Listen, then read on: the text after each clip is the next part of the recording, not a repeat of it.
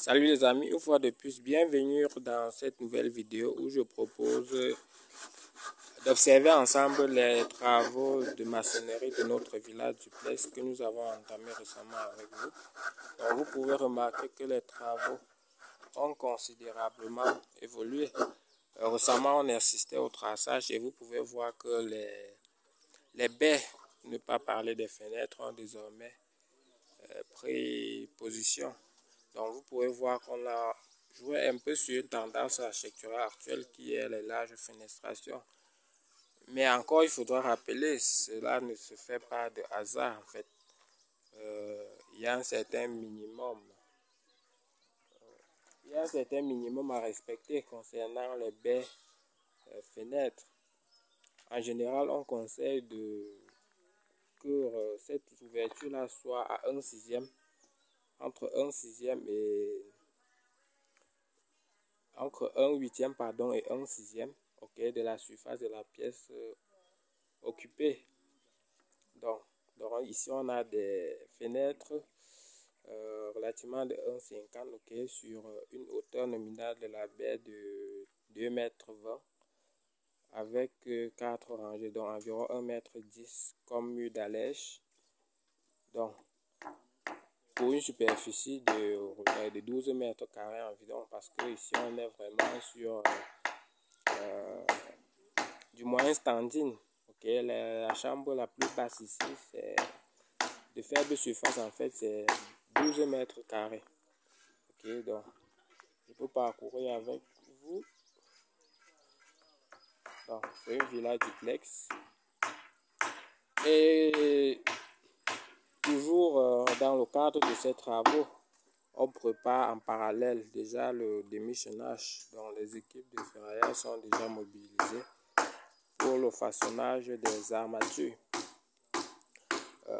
des poutres qui vont servir ici pour préparer ce démichonnage-là. Donc vous pouvez déjà constater ici que le dernier parpaing déborde le niveau du poteau, justement parce que il y a eu une mésentente entre l'équipe technique et la hauteur sous plafond qui avait été préalablement définie. Ce qui fait que on est obligé de prolonger un tout petit peu le poteau. Donc on fera un raccord à ce niveau-là pour rattraper le niveau souhaité. Donc toujours à propos de la hauteur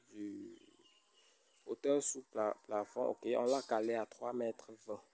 Voilà, 3,20 m. Ça veut dire en réalité on fait 13 rangées et puis on fait le chaînage de 20, le demi-chaînage de 20 pour attendre la dalle qui va venir elle à 20 cm.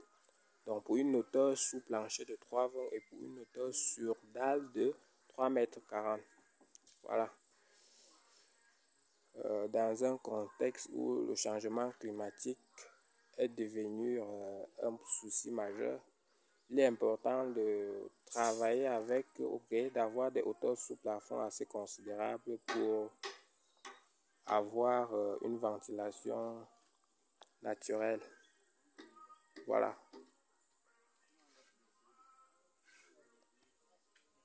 Donc vous constaterez ici que les baies aussi ont désormais pris place.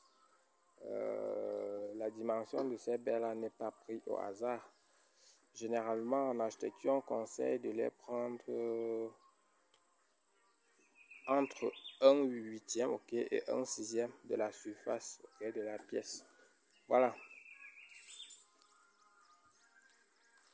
Donc, d'ici peu, d'ici la fin de la semaine, on va clôturer véritablement avec les travaux de maçonnerie.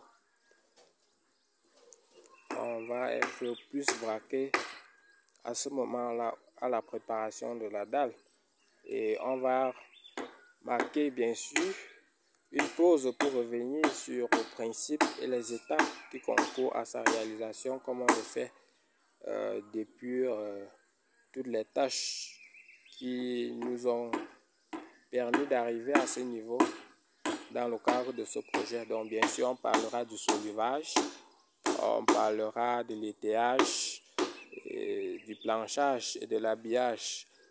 Actuellement, on hésite encore si on va travailler avec des poutrelles préfabriquées ou coulées sur place.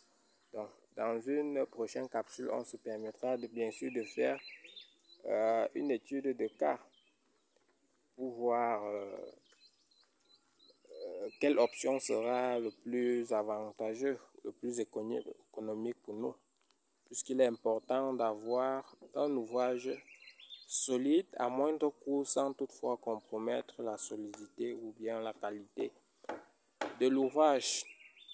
Mais déjà, je peux embrayer dessus en disant déjà que on a suffisamment déjà l'espace ici, ok, pour la préfabrication, puisque c'est un facteur clé lorsqu'on veut s'aventurer vers le système de nervures préfabriqué. Donc on a déjà suffisamment d'espace pour assurer cette préfabrication-là. Maintenant, il faudra voir d'autres facteurs tels que les conditions de manutention, de mise en œuvre et aussi la qualité de la main d'œuvre pour la préfabrication. Donc, une fois qu'on sera calé sur ces différents aspects, on vous reviendra bien sûr pour vous faire part de la solution idéale. Sur ce, je vous dis à très bientôt pour de très bonnes nouvelles capsules. Ciao!